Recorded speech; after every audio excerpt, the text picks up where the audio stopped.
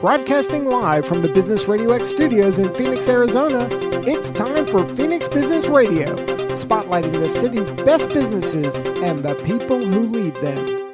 Hello and welcome to Phoenix Business Radio. I'm your host, Curran Walia, broadcasting live from the Maxis Conscious Workspace right here in Tempe, Arizona, where we help build businesses and connect you with the right people. And I am here today with the owner and founder of Conscio Marketing, Curran Walia, who has quickly become a pal of mine through the Tempe Chamber of Commerce. Welcome, sir. Thanks. I'm pretty excited and equally nervous to be here. Hey, look at vulnerability, authenticity. We're going to have a great conversation. And I said before we went on air, when you came in today, because we've had a couple conversations, not only in Tempe Chamber related meetings, but also, I'm going to speak for a group that you guys have got coming up, which is why you reached out to me. Right. Yeah, that's how those conversations started. So. And then I said at the end of that conversation, well, listen, if I get to do that for you, then you need to come be on a guest with us. Yep. And in that, when you walked in today with those few opportunities for us to get to know each other, I feel like we are kindred spirits. And I say that with all sincerity. So it'll be fun for us to just really learn about who you are, why you run the business the way you do, the kinds of businesses that you like to represent. And so this is all about you today. So very excited. So let's start at the very beginning. Tell us a little bit about your background, whatever you'd like to share. We have, up to a full hour. So this is all about you today. Don't let that feel pressuresome. Okay. No worries. Tell us about your background and then just, kind of merge it into the business that you're doing today and why we're here interviewing you. Cool. Yeah, sounds good. I do tend to monologue, so if I end up speaking for like 5 minutes straight, put a stop to it at some point. There will be no need to. That's what we're here to do. Okay. But let's see. So why I started? Yeah, Is that what I start so a with? little bit about your background, right? We did a little bit of it off air so that Daryl and I could get to know you. Yeah. But for our listeners. Okay. So I was born and raised in Houston, Texas, or born and bred in Houston, Texas, if that's a little bit more applicable. From there, I don't know. I started work pretty early. I started working when I was like 12 or 13 with for like a neighbor who owned a home. It was a home-owned business, and Houston has no zoning laws, so she worked out of a garage, which is pretty cool. And I'd only have to walk like two doors down to work and get paid, which is pretty cool for a 12-year-old to have his own money. So from a young age, I already had a kind of a flame for I don't know, making money or like doing my own thing, trying to be independent. So from there, I think at some point in high school, I actually created a kind of a. Is this closer? There you go. Yeah, maybe just tilt it up a little bit. There you go. That's better. Yeah, okay. Thank you. I started this random business, and I didn't really know what I was doing. It wasn't like an incorporated business or anything. It was like a 15-year-old trying to make money. But I put a name to it. It was called Odd Job Services, and I just did random odd jobs around the neighborhood and made some money that way. And so my, I guess what you would call entrepreneurial spirit started young. Yeah, I don't know. I did that for a little bit, and I guess kind of faded away as girls in college came into the mix, and so I stopped the business. I worked at this business for this business until I graduated, but. I remember having this conversation with my brother in high school because, I don't know, the concept of trying to make money and trying to also enjoy my life didn't always seem like it could be synonymous. And so I remember having this conversation with my brother in high school about like what I was going to do when I went to college. And there wasn't much of I had no clue. And so my brother just kind of gave me something. I was always interested in like the brain and like the mind and that kind of stuff. And so my brother said, well, I guess I started thinking about doing like neurology, but my brother, and I always disliked school. I guess I should add that in because my brother said, do you really want to do like 8 years of school? And what are the rules about cursing on the podcast? It's internet radio.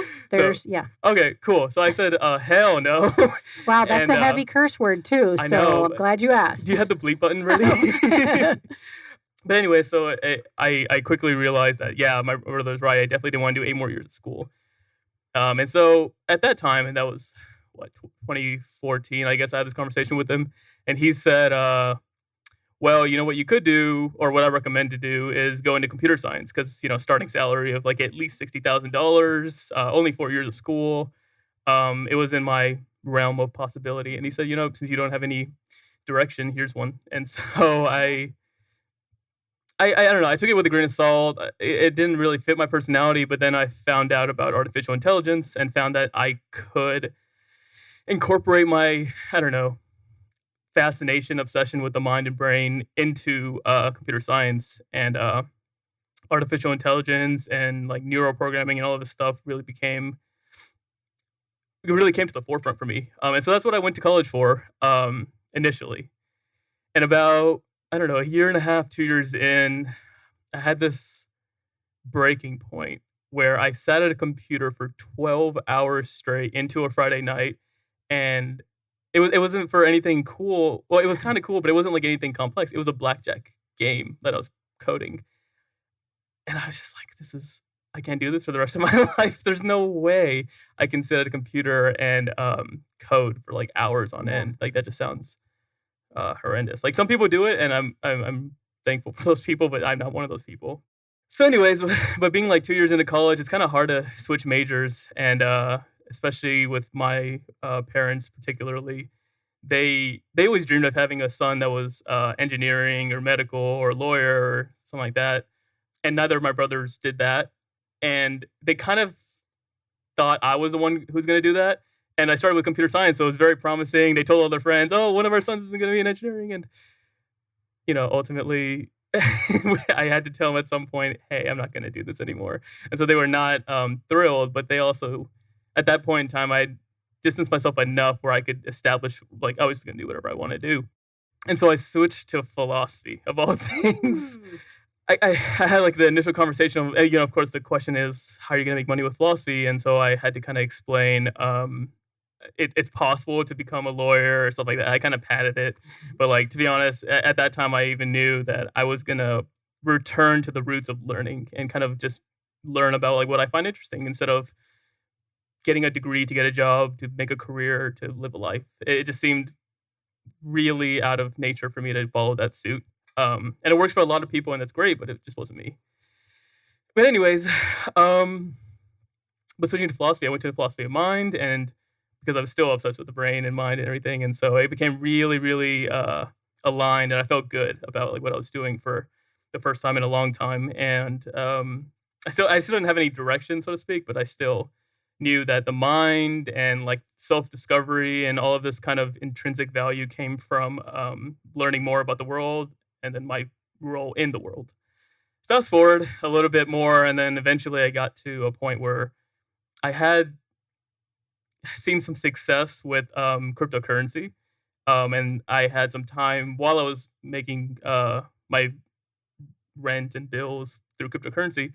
I had some time to learn a new skill, and so I kind of got into what I found, and my brother also introduced me to, was a void in the world of good marketers and good copywriters. And I mean, there are plenty of people who are doing this, but there's still like a void of like this, I don't know, proficiency in these fields. And so I got introduced to that, and then from there, just kind of ran with it. I was like, yeah, you're right. There is definitely a void.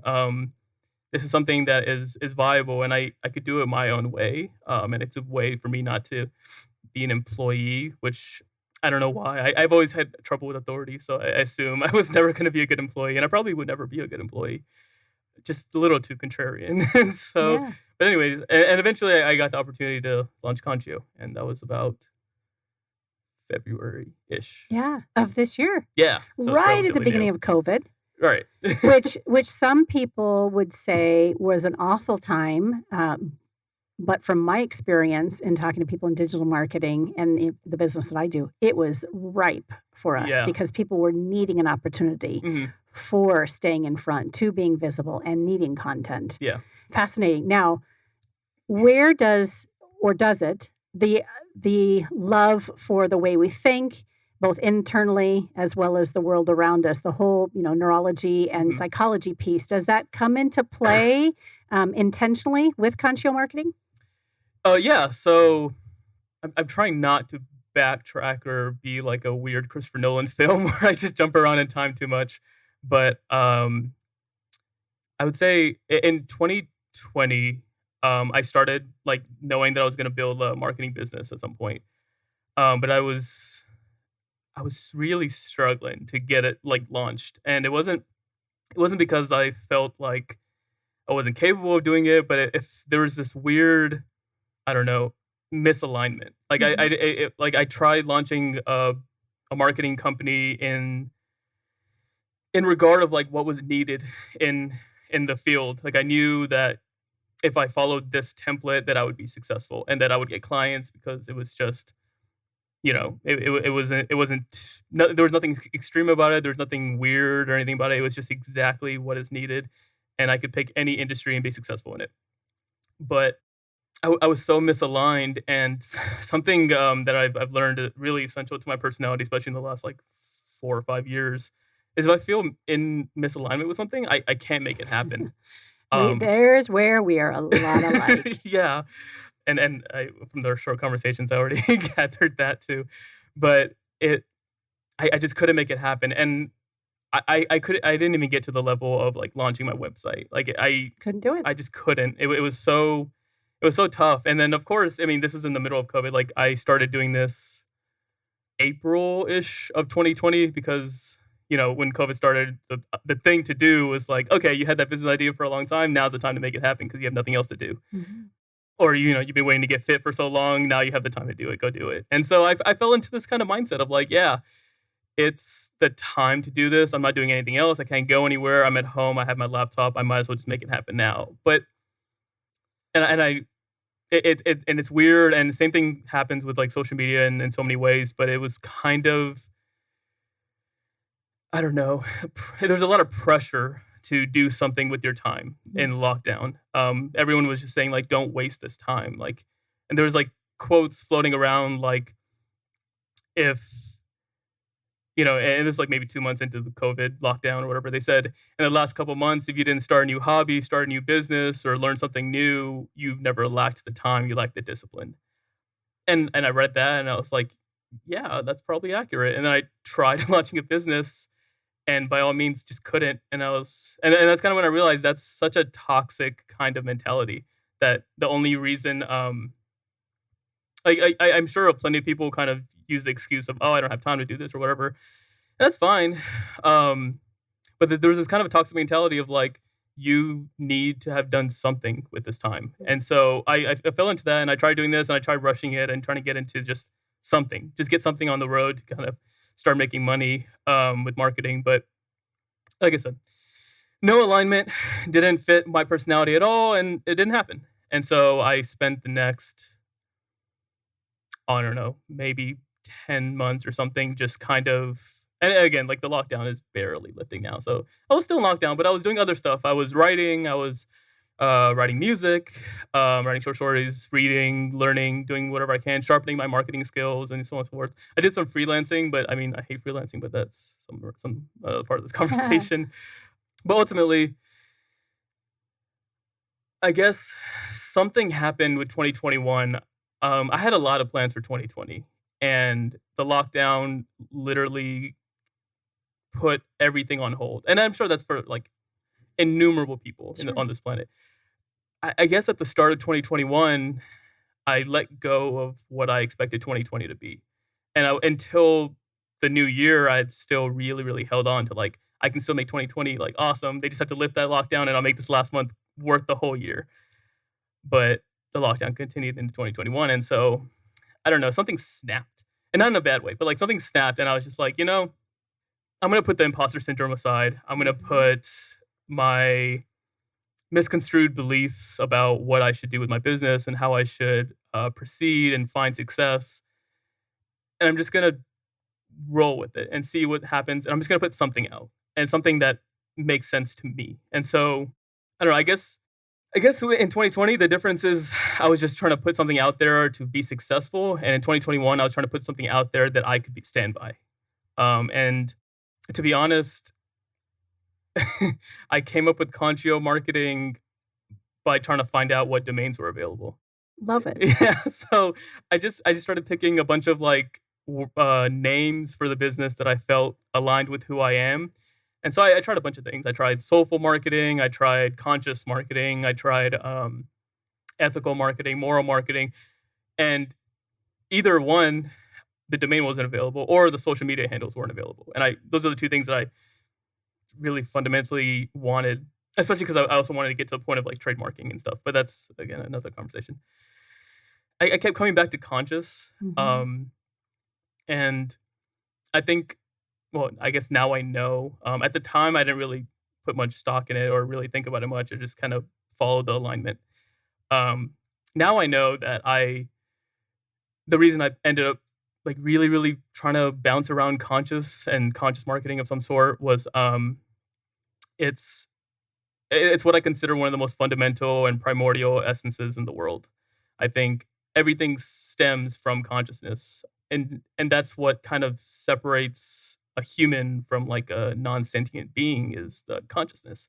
And I'm not to say that animals and stuff don't have consciousness, but like there's a level of consciousness that is needed to make things happen and to really have that kind of level of empathy, or have that concept of morality, or have that very soulful approach to things in the world. And I know that now. But at the time, again, I was just trying to find a domain name that I felt worked with what I wanted, and a LLC name that was not taken. Yeah, and I kept coming back to conscious, and eventually I was just like, let me look up the etymology of conscious, and conscio is one of the first, if not the first, etymological word for conscious. I think it's either Italian or Latin, but so that's how I came to that. Wow. I did warn you I monologue quite a bit. No, it's ideal. I mean, I'm sitting, just on the edge of my seat, taking it all in. Similar paths for me. I mean, kind of, sort of. One of the memories that showed up for me as you're sharing is I remember early on in my entrepreneurial career. So I was an assistant principal and third grade teacher for years when my older two were young. And then I got bit by the entrepreneurial bug and decided to go in business for myself. And truthfully, for the life of my youngest, who's now 14, I've been trying to figure it out. So when you're sharing, how you've kind of come to be a business owner and where you are with your higher education, and like, this didn't fit, I can so relate that. And I think anybody who's listening who is an entrepreneur is probably like, I get you, man. I totally understand, because we are oftentimes kind of that out there breed that we come into business for ourselves because we're passionate about something, even if we're not able to clearly articulate it in the beginning. And it's just this sense, this feeling. I know for me, I've had to stay on that until I've been able to really say, this is my dime, this is what I represent. And for me, it is around conscious business, right? Good, ethical, sustainable, caring for the community, involving all stakeholders. That's who I am as a business owner. And in addition to that, the capitalism piece, I'm going to make money doing this, right? It's not a hobby. And being intentional about that, right? So for me, it's taken 15 years. So kudos to you for landing on a lot sooner. And I'm laughing when you're like, I was coming up with the domain name. I used to be in the shower, and when well before the studio, I'm a coach as well. So I'm a spiritual, soulful coach. I do shadow work and trauma work with clients, both, the general lay person, but also the high performing individual. And I remember the words for me kept coming up: a peaceful integration.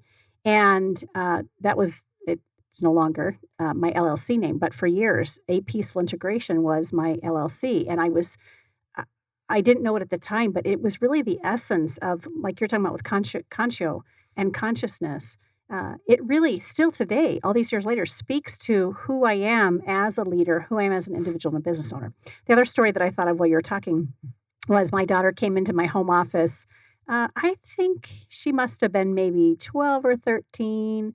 Her brother, who's now 14, was just a little guy. So if I'm doing the math right, maybe I'm not. But anyway, she's like, and we were financially really on lockdown because new business, and my husband at the time started a new business.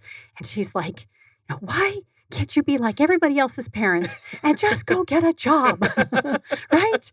And I'm like, to be honest with you, I wish I could. I mean, I had given up, I was an assistant principal. I got paid extremely well for the roles that I had played in corporate America, or in this case, education. Got paid very well, did very well.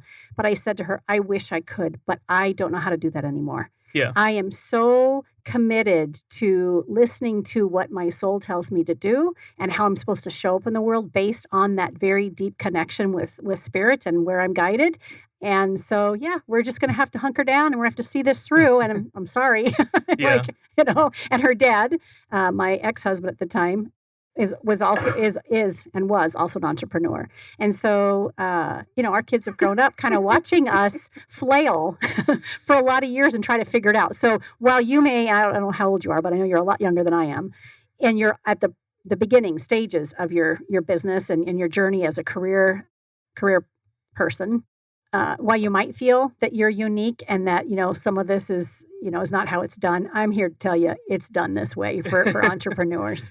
Yeah. Good stuff. So, is there a specific, so now let's really talk about Conscio Marketing and the services that you provide to your clients. So tell us a little bit about the framework around there. So like with most marketing companies, and I've been told by some that I shouldn't have done it this way, but of course everyone's going to say something about when you open up a business. So that's just natural.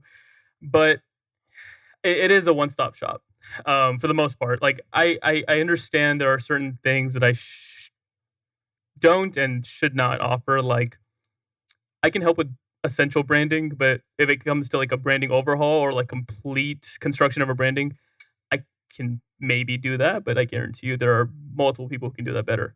When it comes to building a website, I can probably build you like a reasonable WordPress website or something like that, but there are people who can do that way better. Same thing with like copywriting.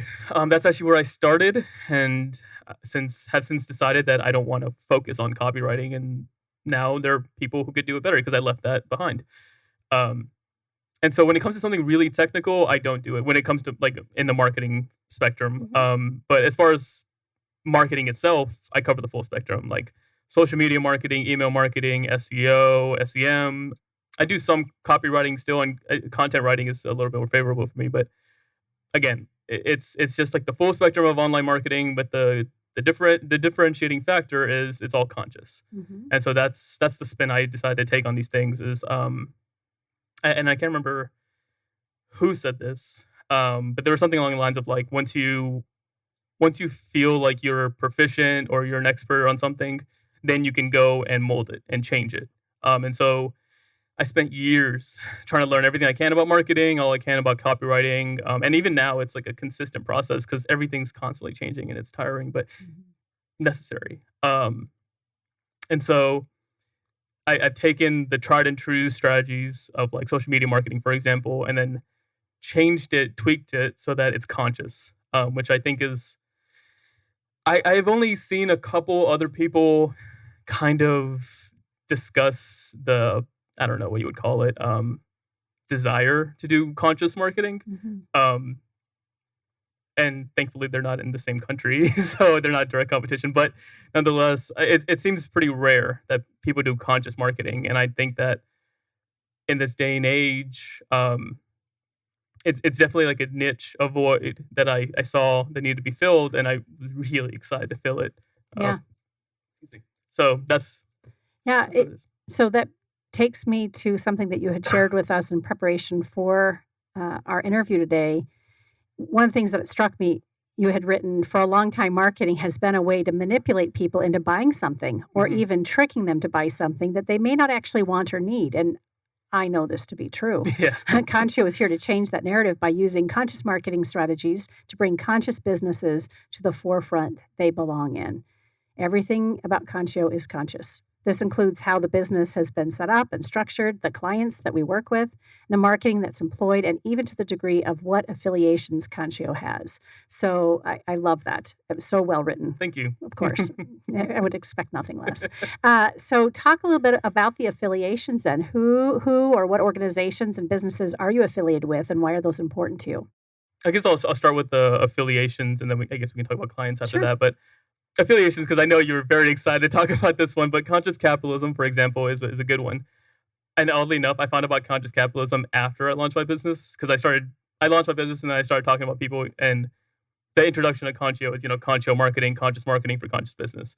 And I must have said this like a million times in the first week that I was like networking and talking to people and things like that. And almost 3 back-to-back appointments I had, people said, "Have you heard of conscious I capitalism? love it. And I was like, no. But now people keep mentioning this to me, and I was very interested. And then I got invited to a meeting. Went to the meeting, and as I guess they like to say, I drank the punch. Yep. So, I mean, I don't know, for me to say my business is called Conscio Marketing, for me to say I do conscious marketing and I do it for conscious businesses, for an organization to exist called Conscious Capitalism, I don't think there was any way I could have avoided that. And so it was, I don't know, kismet. For sure. Yeah. And people actually asked me, did you Do it.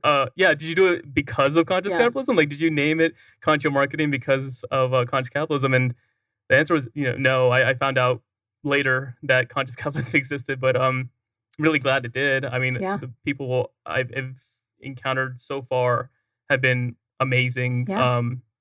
Definitely, and I think this is a common experience that people have who enter into conscious capitalism and meet people, and if they belong there and stuff, and they find some kind of alignment with conscious capitalism, that a lot of people feel this sense of kin Yep. with everybody that's in conscious capitalism, and it's really great to meet like-minded individuals who are trying to do whatever they can to be more conscious in their business, and they're part of conscious capitalism because they feel like there's a chance, a need, and a very foreseeable future that businesses are going to have to adopt more conscious practices in It's order happening. to survive. Yeah, Yep.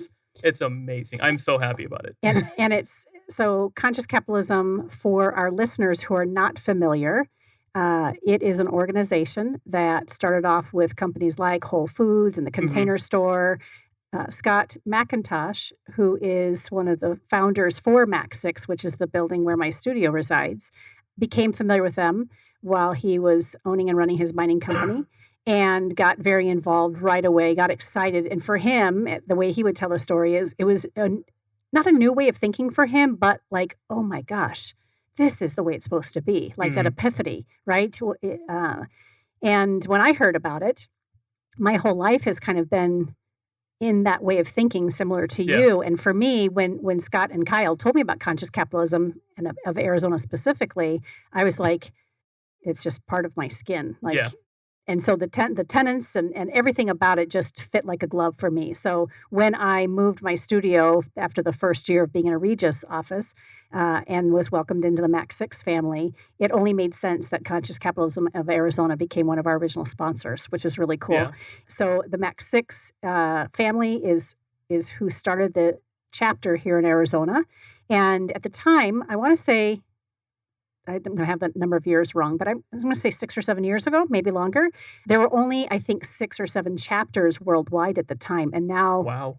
And the last time I looked, I want to say there were 50 or 60 chapters. Yeah, that sounds right. It might even be more than that. And again, worldwide. In fact, in 2019, I had the privilege of broadcasting at the Wild Horse Resort when we held the International Conscious Capitalism Week here. And they do it all over, I think all over the States, but maybe even all over the world. Yes, actually, the following year, I want to say it was in a different country. I won't quote the country.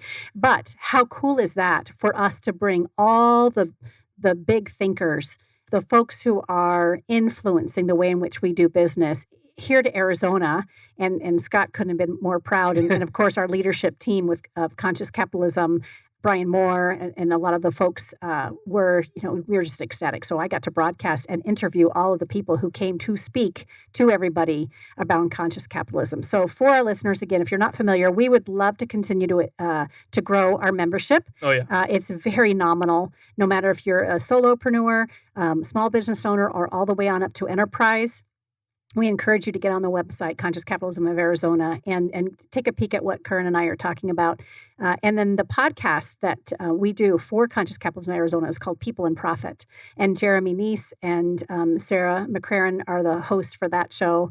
And we do it once a month here at Business RadioX. So again, it just makes sense that you and I are having this conversation today. And I didn't even know you were a member. I don't know how I didn't know that. Because again, our connection was through Tempe Chamber. That's right. But they're also here local at Mac 6, and definitely consciously leading business owners and our community and our policymakers in just a beautiful way. So any other alignment that is worth kind of speaking to that's important to you? Well, I mean, so yeah, I mean, your commercial for conscious capitalism should be I had to stick it in there. Sorry. No, that was it's such my a job. that was so fluent. I could have sworn you were the spokesperson, but yeah, no. I also want to mention the Tempe Chamber, as you just did. It's been so cool. The Tempe Chamber is pretty amazing. I happened to be part of the Tempe Chamber because I happen to be living in Tempe, and I move around a lot. And so and this is just truthfully, I happen to be in Tempe, and I knew that being part of a chamber could be beneficial for my business. Mm-hmm. But I also, like I said, a part of the conscious aspect is like a community aspect. And I was living in Tempe when I launched my business and said, okay, well, if this is where I'm setting my roots, this is where I'm going to join the chamber, this is where I'm going to try to help out people in Tempe first and then move into a wider radius. And so I joined the chamber, not really knowing what to expect because I've never been a part of a chamber of commerce before. But joining it nonetheless and saying, well, whether it benefits my business or not, at least I can say that I'm proudly being part of the community in some way, and I'm sure I can try to give back to the community in some way. And the Tempe Chamber, I don't know how I got so lucky, but it was so fortunate. Yeah. And I had no clue what to expect with the Chamber of Commerce, but Tempe Chamber is, and from talking to other people, is especially compared to other chambers, is so warm and welcoming, and everyone here is always trying to see how they can help other people, which is, it's very cool, and it's very admirable, and it makes me feel pretty great to be a part of the chamber here. But it's also okay, I need to make sure that I give back as much as I possibly can, because I would say that because of the chamber, my business, and because of the chamber alone, has been such a viable aspect of my business becoming successful. So I've heard many people say that. Yeah, and I would have honestly never expected it. Yeah. I don't know. Again, I didn't have any preconceived notions about chambers, but it wasn't that. And I'd say not only is it that's how that warm environment that Tempe Chamber provides, and all the business owners and community members that are part of it keep that alive, right? Yeah, and we're experiencing a little bit of change of the guard with Anne, retiring, and I know Suki just recently moved on. So I am not concerned at all. Sometimes when we experience a leadership shift, either in a business or an organization like this, sometimes the boat gets rocky. I don't expect it at all because everybody has the same joy for taking care of each other that you and I are describing. But I'll also say part of that, because no matter what organization you belong to, someone can come in, and if they're not willing to show up and lead something or offer help or kind of stretch out of their comfort zone, they could walk away from something as powerful as the Tempe Chamber and say, oh, it wasn't worth my time. Yeah. No one listened to me or no one cared. There's some personal responsibility there. And I say that as a lead into what I know about you. You're already showing up as a leader in one of the committees.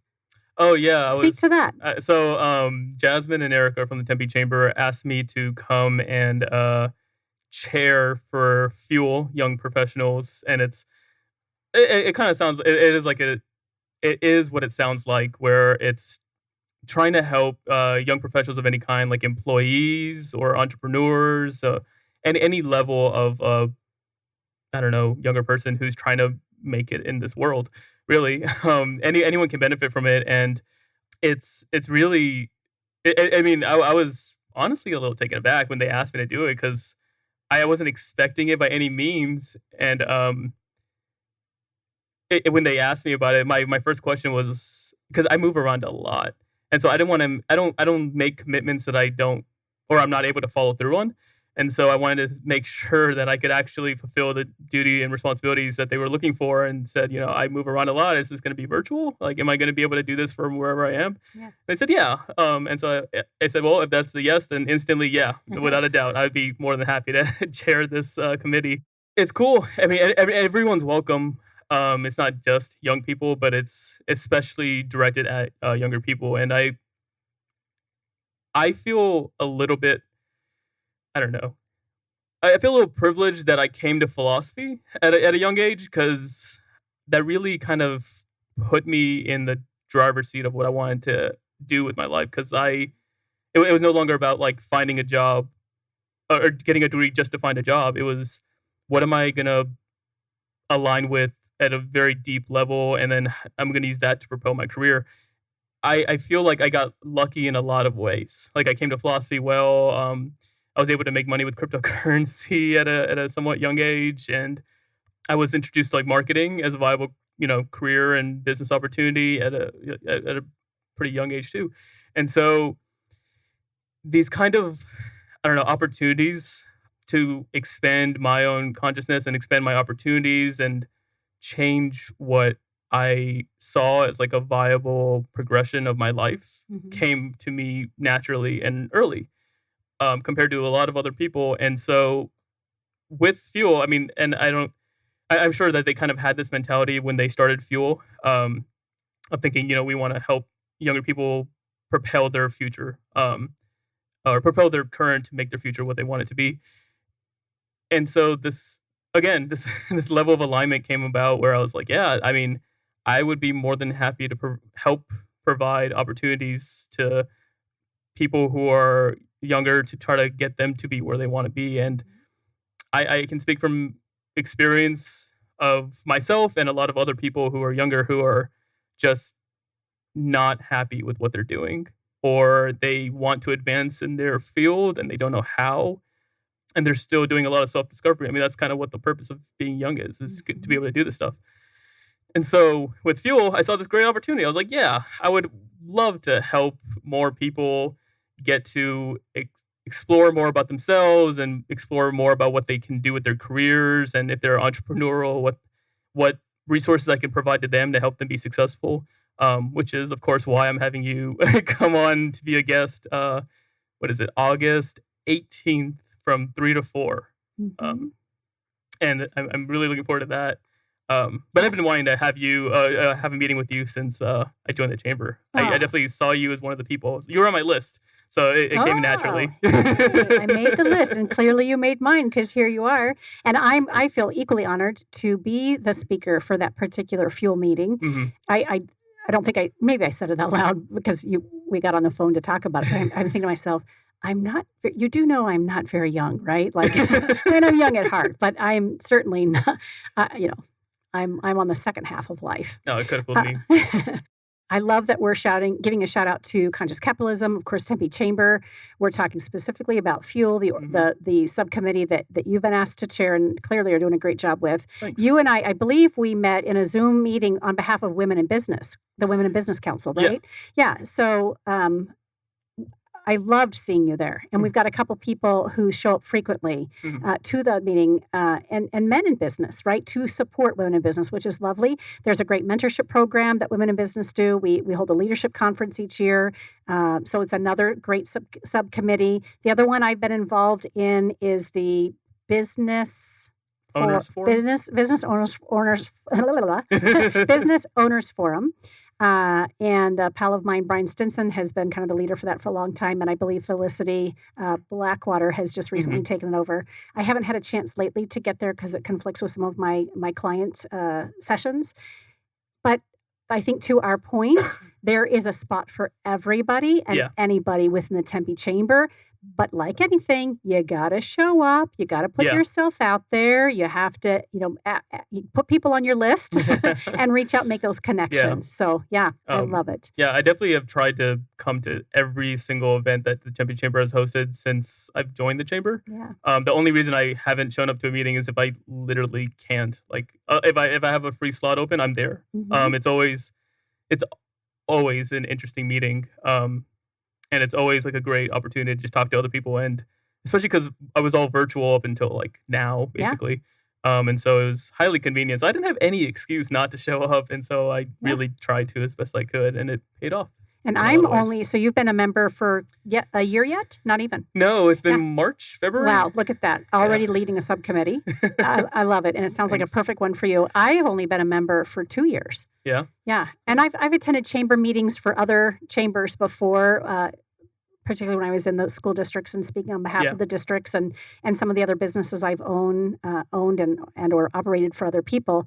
But this is my first time being a proud chamber member, and so I've got my little, chamber membership displayed on the ledge there, and was so excited to receive my 2021 after my 2020 little gold year stamp, my annual stamp. Yeah, I noticed that when I came in, I have one sitting next to my desk as well. I'm so proud of it. Yes. Yeah. I have the little stamp of Tempe Chamber Proud Member on my emails and on the website. I haven't done that yet, but I need to. Nicole Spricali, whose husband actually went to high school with me, but she is a business community owner, in addition to a very active member of the chamber. She's the one who said when they were asking the committee that she was involved in, so Curran Walia, new member, who would like to give the plaque to, and she was like, me. So it was so fun, and she and I are about the same age. And so I'm like, oh my gosh, I can't wait till this is all filled up. And she just taps my hand. She's like, as much as you love being at Tempe Chamber, I'm really hoping that you're more successful than however many years that is. And that at some point you will have retired and maybe just be an honorary member. But she's right, because there's a lot of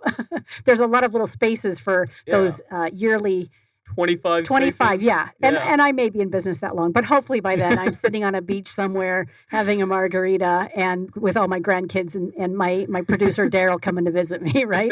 Daryl by then will be managing the studio because he's in his prime. He's that fuel age. He's that young business Hey, you should consider joining Fuel. Actually, he should. Yeah. If we can free you up from behind that soundboard, Daryl, we'd like to. That he's nodding his head vigorously. I love it. All right. So we've talked about how obviously you cater to conscious business owners. Are you industry agnostic? Does it matter what industry? Do you have a preference? So for our folks who are listening and resonating with you and I, if they're looking for someone to help them with their digital marketing, does it matter what business they're in or their size? And that's a great question, because that was one of the definite hurdles I found when I was starting Conscio. And I agree that, they say if you want to be successful in business or whatever, you need to have a niche.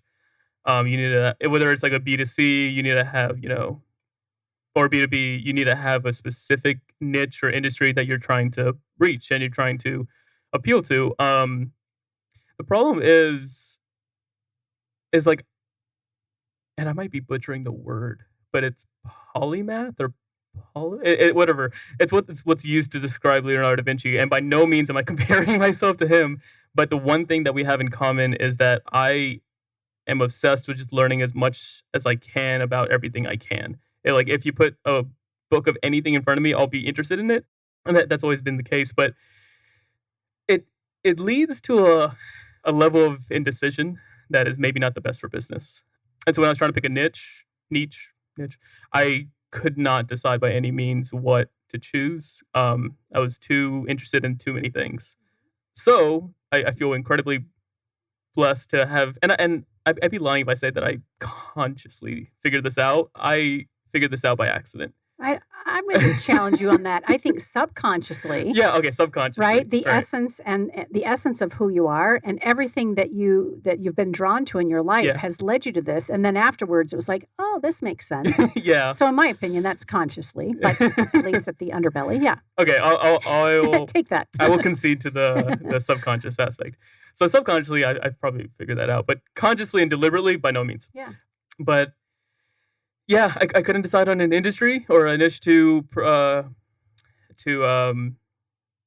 proceed with. Yeah. And so I just said initially, and this lasted all but maybe like a week, where I initially said, I'm just going to do conscious marketing and I'll do any industry that is conscious. Just because, again, I had too many interests in too many industries, so I couldn't narrow it down to one. Mm-hmm.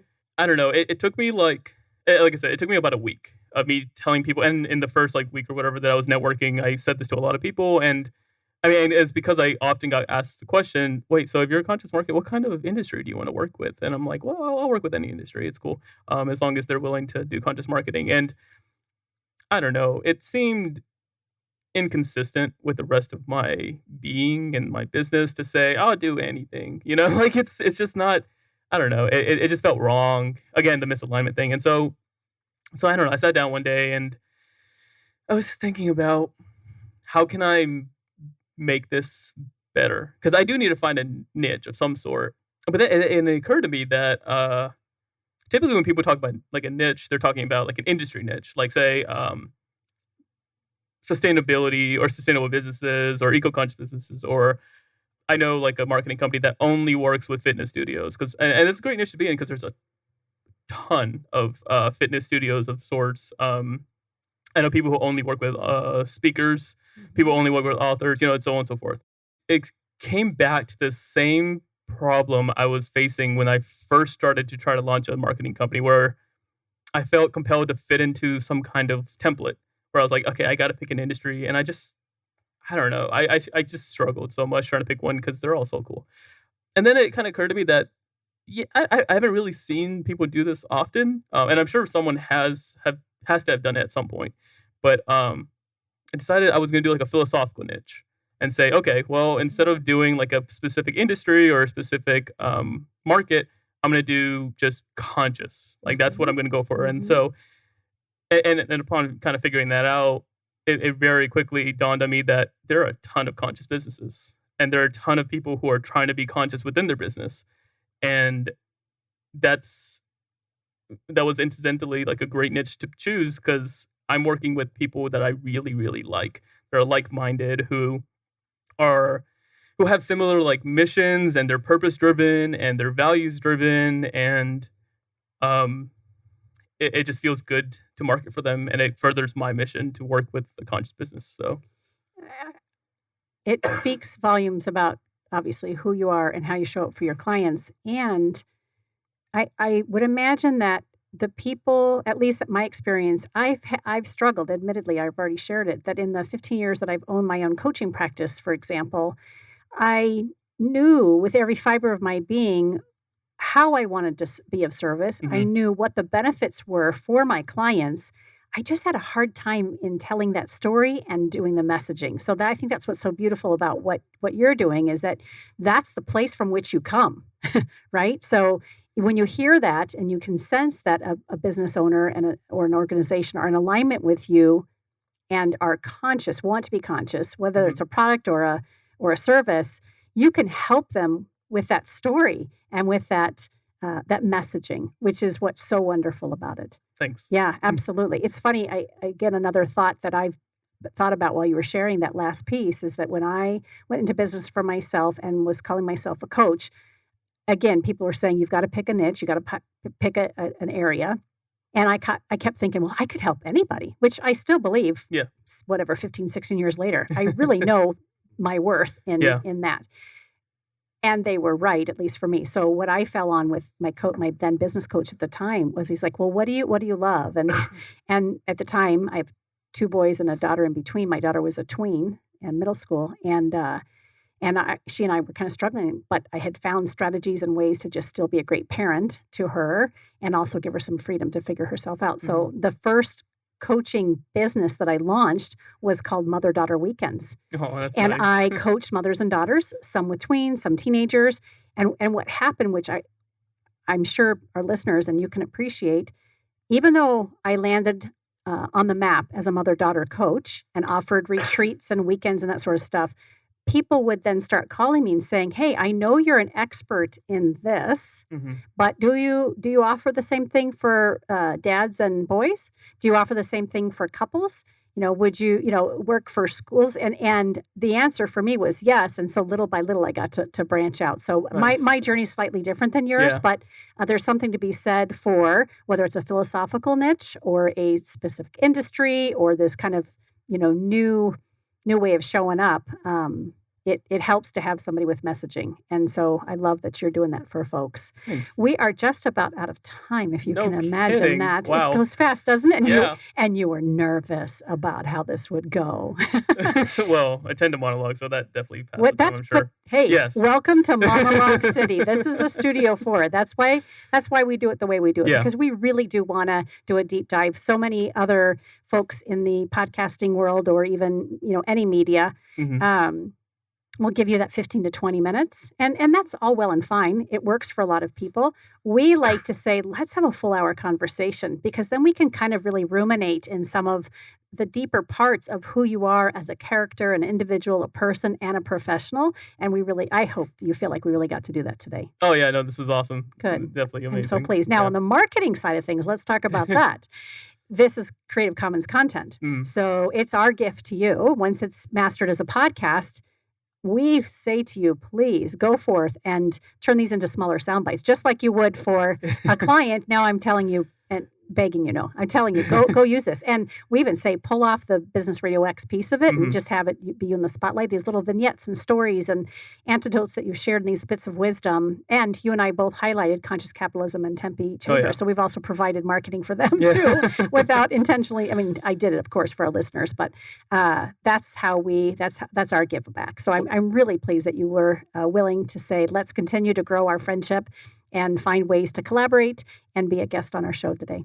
Yeah, no, thank you. I will 100% be using this with my marketing. I already kind of had, on the just drive over here, I already kind of had ideas of that would probably make a good soundbite if we talked about that thing and so forth. But you have to be intentional, right? Yeah. And as much as I'd like to say this is an organic conversation with all of our shows, we do ask our guests like you ahead of time to say, hey, give us five or seven topics or questions to talk about ahead of time so that I can know how to guide the conversation to benefit you. And we're not shy about that. We don't hide that, right? Yeah. It's intentional. We need to be intentional leaders, and we need to be intentional business owners as well as conscious leaders and business owners. Before we close out the show, if you'll tell our listeners where we can best find you, and is it as easy as reaching out and just saying, hey, let's have a conversation, see if we're a good fit? What does that look like for someone who hasn't gotten to know you yet? I am nothing if not reachable. So there's a lot of ways to do this, and I'm open to whatever works for people. But you could just go to ConscioMarketing.com and fill out a contact form, and I'll check that. You can also find me on LinkedIn. You can email me at Curran@ConscioMarketing.com.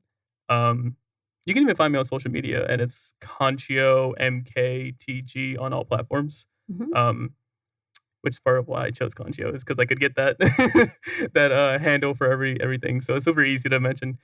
But yeah, so whatever works best for people, if they ever want to reach out, I reply pretty well. Yes, you do. Yeah. Better than me. Yeah. And so it really is just conversation. Reach out. Let's see if there's a connection. Yeah, definitely. And like I said, so I guess one thing I do want to know is I do exclusively work with conscious businesses, but since joining Conscious Capitalism, I have been and will continue to foster the ability to help businesses become more conscious. And so I am willing to take on clients who aren't conscious yet, but they want to be.